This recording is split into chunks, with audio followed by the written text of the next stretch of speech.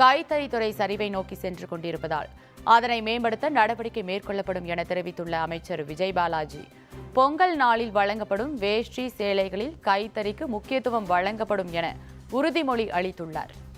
நீங்க சொன்ன மாதிரி கைத்தறித்துறை ரொம்ப இறக்கமா போயிட்டு இருக்கிற சூழ்நிலை இருக்குங்கிறது தெரியுது.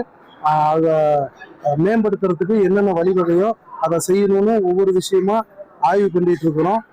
கண்டிப்பா இந்த விவசாயத்துக்கு அப்புறம் நம்ம நெசவாளர்கள் தான் நம்ம தமிழ்நாட்டுடைய கண்கள்ங்கிறதுனால அவங்களோட வாழ்வாதாரம் மேம்படுவதற்கு என்னென்ன வழிவகை செய்யணுமோ நிச்சயம் இந்த அரசு செய்யுங்கிறது.